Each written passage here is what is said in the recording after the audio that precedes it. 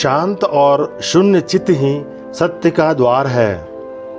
कहानी शुरू करने से पहले आपसे अनुरोध है कि वीडियो को लाइक और सब्सक्राइब करें। आपका लाइक वीडियो को दूसरों तक पहुंचने में मदद करेगा।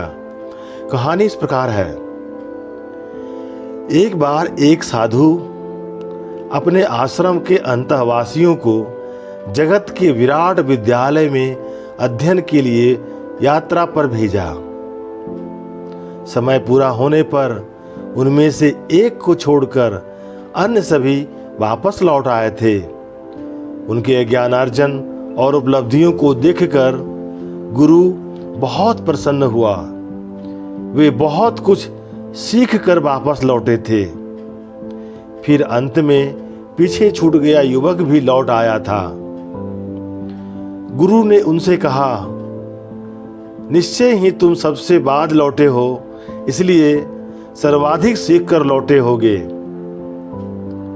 उस पर युवक ने कहा, मैं कुछ सीख कर नहीं लौटा हूं, उल्टा जो आपने सिखाया था वह भी भूल आया हूं। इससे अधिक निराशाजनक उत्तर और क्या हो सकता था। फिर एक दिन वह युवक गुरु की मालिश कर रहा था। गुरु की पीठ को मलते हुए उसने स्वतः ही कहा, मंदिर तो बहुत सुंदर है, पर भीतर भगवान की मूर्ति नहीं है। गुरु ने सुना तो उनके क्रोध का ठिकाना न रहा। निश्चय ही वे शब्द उनसे ही कहे गए थे।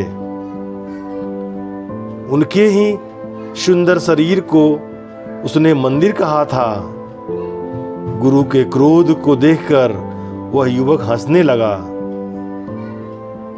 यह ऐसा था जैसे किसी जलती हुई अग्नि पर और घी डाल दे। गुरु ने उस युवक को आश्रम से अलग कर दिया। फिर एक सुबह जब गुरु अपने धर्म ग्रंथ का अध्ययन कर रहे थे, वह युवक अनायास ही कहीं से आकर बैठ गया। वह बैठा रहा, गुरु पढ़ते रहे।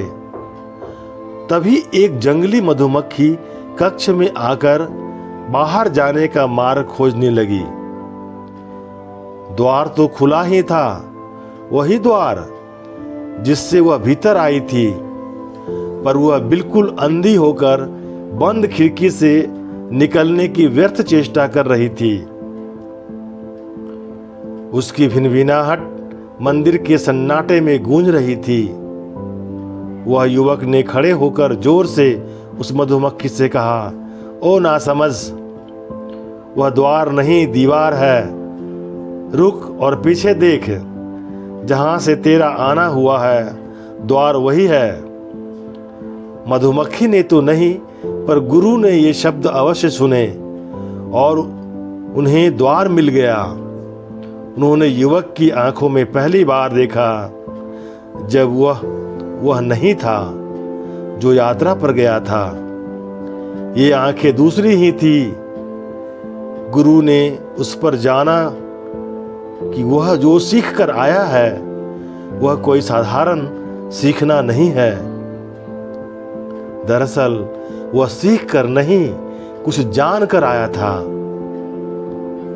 गुरु ने उनसे कहा, मैं आज जान रहा हूं कि मेरा मंदिर भगवान से खाली है, और मैं आज जान रहा हूं कि मैं आज तक दीवार से ही सिर मारता रहा, पर मुझे द्वार नहीं मिला।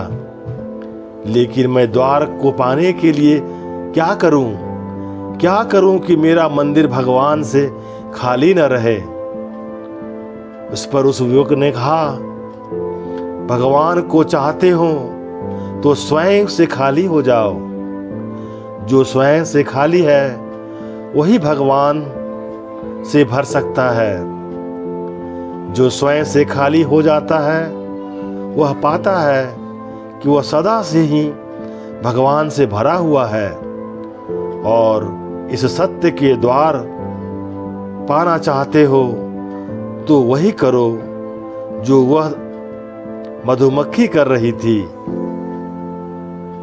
गुरु ने देखा मधुमक्खी अब कुछ नहीं कर रही थी। वह दीवार पर बैठी है और बस बैठी है। उसने समझा, वह जागा जैसे अंधेरे में बिजली कौंध गई हो।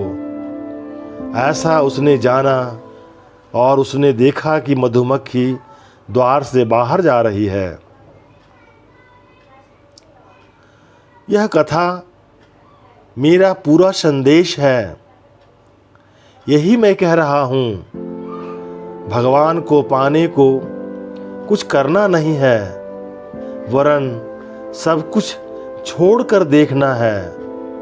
चित्त जब शांत होता है और देखता है तो द्वार मिल जाता है।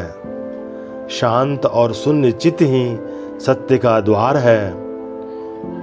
उस शून्य के लिए ही मेरा आमंत्रण है। वह आमंत्रण धर्म का ही है।